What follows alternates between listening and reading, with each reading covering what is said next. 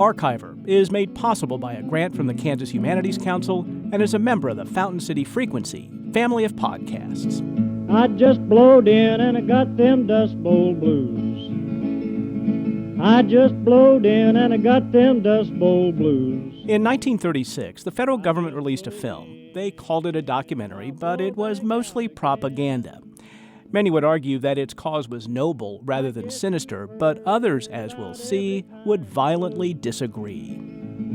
I guess you've heard about every kind of blues, but when the dust gets high, you can't even see the sky. That's Woody Guthrie, who else when you think about it, singing Dust Bowl Blues. And to understand why the federal government got into the propaganda film business, you first need to understand the Dust Bowl and what Woody means when he sings, "But when the dust gets high, you can't even see the sky." The podcast is Archiver, the episode, Dust Bowl the Movie, me. I'm your host, Sam Zeff. My fences down. I seen the wind so high that it blowed my fences down. Buried my tractor 6 feet underground. I don't think it has ever been completely told, the story of the dust storms. I don't think people have any idea today what it was like. It was something very, very unusual. Never had happened before and never since. Before we get to the movie, I want you to understand what life was like for Kansans who lived through the Dust Bowl. To find those voices, we search deep into the oral history collection at the Kansas Historical Society.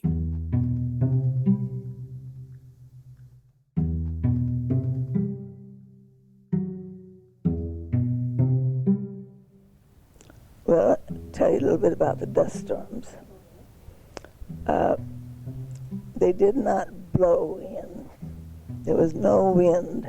It was quiet as could be, still. And down the street came this great big, just rolled in like a wheel. Another thing, the rabbits, there was a lot of them suffocated right in their little, I don't know what you'd call it, a hut or whatever.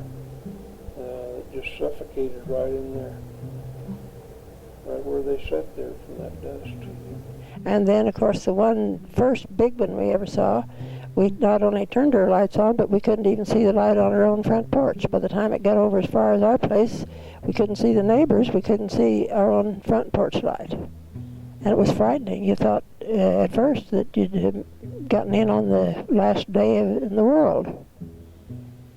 And everybody, I think, felt that way. Our youngest child was only about 2 years old. And at night, I would wet one of the crib sheets and put it over the crib so he could breathe. I read so much today about the pollution, the air pollution, and I just wonder if the pollution we had from that dust wasn't worse, or as bad at least, as the pollution we have today. It was rough, but we learned to accept our lot in life and look for better times.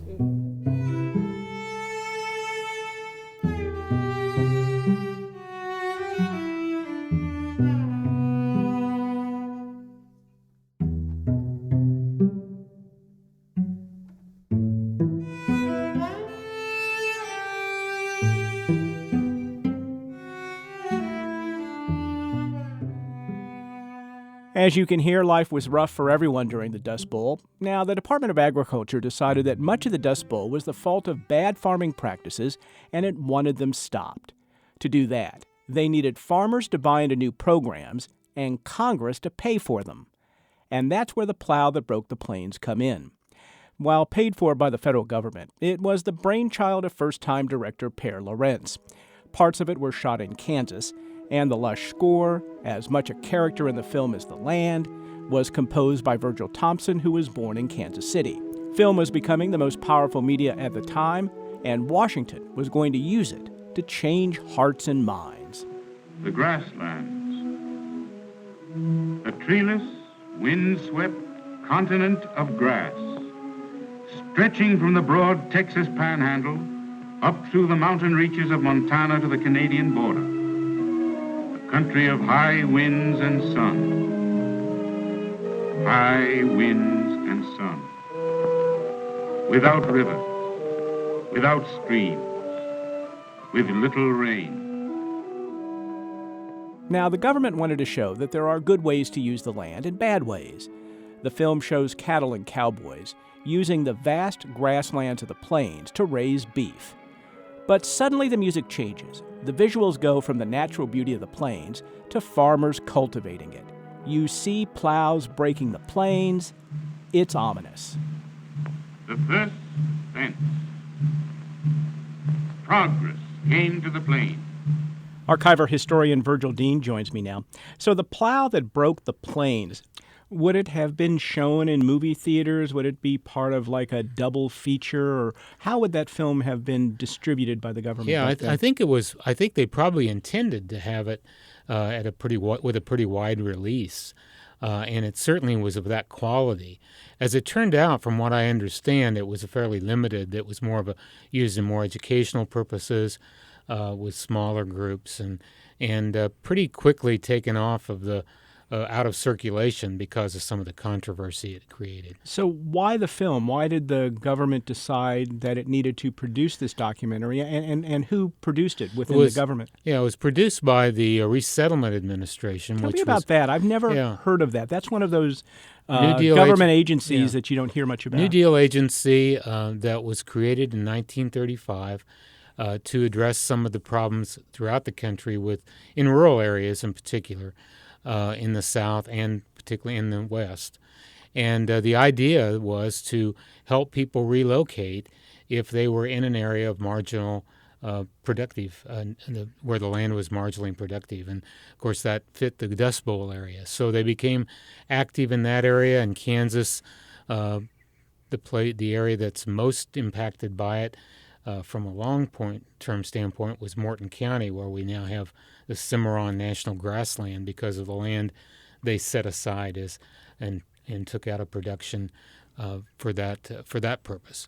But the idea was to resettle farmers in lands that were on kind of model farms that would be allow them to have a more productive existence. Now, the fact is that swath of the Great Plains that stretched from Canada to the Rio Grande was super productive for many years. There were several years of record rainfall early in the century, and because farmers used mules rather than tractors to plow, the land used for wheat was somewhat limited. But then the assassination of the Archduke Ferdinand in Sarajevo changed farming in Kansas.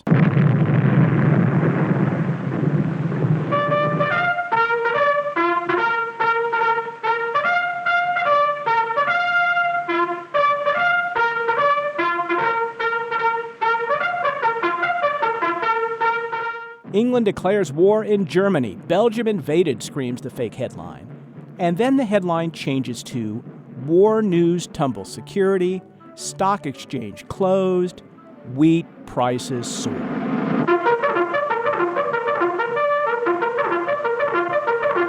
Plow to the fence for national defense. Farmers were told that would help win the Great War. Now the movie shows tractors in formation plowing the plains. If they look like tanks entering battle, well, so much the better. In fact, at one point, tanks and tractors are intercut. War, of course, needs soldiers, and soldiers must be fed, so the government was buying everything in sight. So much wheat is needed. The movie shows farmers plowing at night. Wheat will win the war. Plant wheat. Plant the cattle ranges. Plant your vacant lots. Plant wheat. Wheat for the boys over there. Wheat for the Allies. Wheat for the British. Wheat for the Belgians. Wheat for the French. Wheat at any price. Wheat will win the war.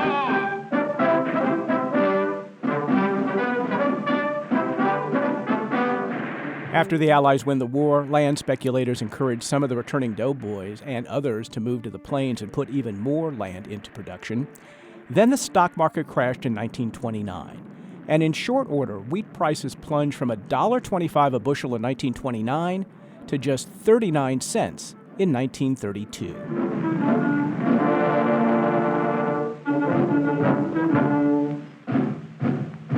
So there's a confluence of events in the early 30s that lead the production of the plow that broke the plains. Land was being overfarmed. Much of that land should have never been plowed. The rain stops, and Franklin Roosevelt is in the White House. FDR creates something called the Resettlement Administration in 1935. Its mission was to move farmers off marginal land in the Dust Bowl region and help them move to other parts of the country. The government made this film to sell its plan to Congress and voters. It would make many other movies during the Depression, but this was the first, and it just didn't sit well with many in Kansas.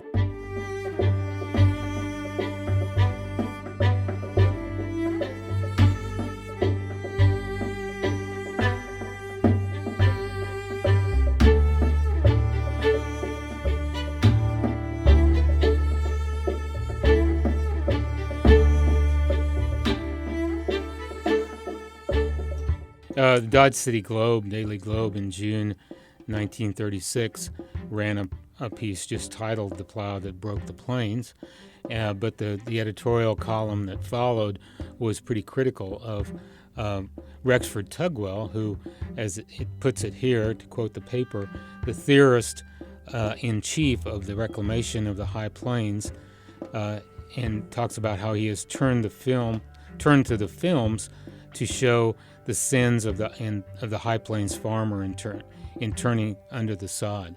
And so he's very critical of the theorists, the New Deal, the Eastern kind of elite, as they might look at them at the time. Many were critical of their left-wing politics, if you were particularly conservative. And so he was very critical of what they were doing. So how much of this was specific about the Dust Bowl and this movie, or how much of the criticism do you think was just hatred for Franklin Roosevelt's New Deal? I think by 1936 it's both. They're skeptical, certainly. Interestingly, Kansas later in the year would go for Roosevelt again. The voters would go 2 times for Roosevelt, which was very unusual in Kansas. So not everyone certainly was opposed to the New Deal, and it had a lot of farm support because the AAA was very Agricultural Adjustment Act, and its production payments were very popular. And by 1936, the Soil Conservation Service, which was a part of this whole debate, was becoming a popular program that allowed farmers to get by, really, to the point where a big percentage of their income during this period was from the government. So there was some continued support, but there was also some pretty bitter opposition to Roosevelt and the New Deal. So I think you probably see both that being reflected in some of this opposition. You know, it occurs to me that when we talk about East Coast theorists, eggheads, we might refer to them today, it makes me sort of think about global warming. So how much of global warming is climate that just changes? How much of it is man-made? And in 1936, how much of it is drought? We've always had droughts, always had dust storms, and how much of it is overproduction by the farmers in Kansas and other parts of the Plains states. It seems like a very similar argument to me. Yeah, I think there is some of that because you do see the film taking a position essentially that it was because of the overproduction that happened during World War I and the 1920s, where more and more farmers moved onto the plains. They moved onto marginal lands. They plowed that land and then didn't maybe use the right techniques or the techniques that they should have used to keep the land from blowing, or the soil from blowing. And then, of course, you put drought on top of that, which comes in the early 30s, and that's what is the emphasis there. Others would say, as you did, that drought is a reoccurring problem on the plains, and that you're going to have dust storms and you're going to have some wind erosion, regardless of what you do as farmers. So there's a matter of emphasis, I guess, on what is really the cause, how much of it's just cyclical, and how much of it is caused by human activity.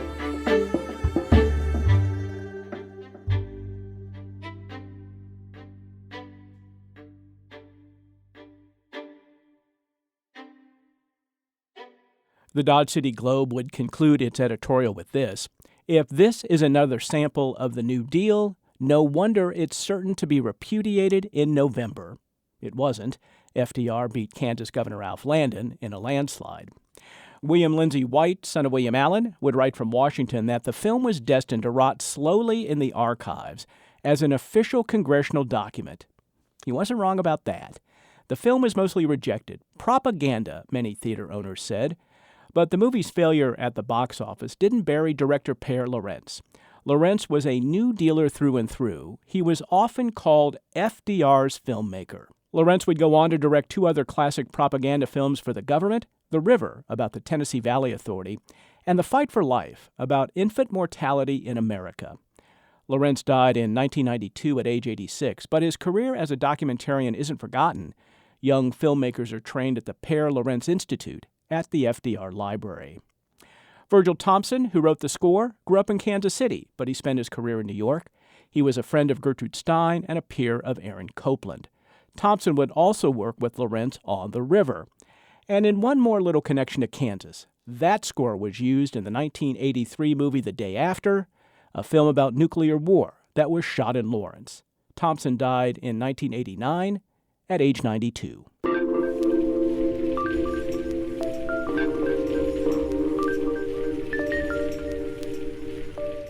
And that's Archiver.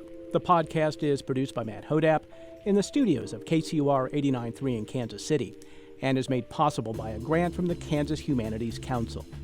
Thanks to Daryl Garwood and Nancy Sherbert at the Kansas Historical Society for Research Help. Archiver is a co-production of Fountain City Frequency and Do Good Productions, where Nancy Seelan is executive producer. You can see lots of stills from the movie and what the Dust Bowl looked like in Kansas at FountainCityFrequency.com. And hey, if you like Archiver, go ahead and leave a little review over there on iTunes. For my favorite Kansas historian, Virgil Dean, I'm Sam Zeff, and I'll see you on the next Archiver.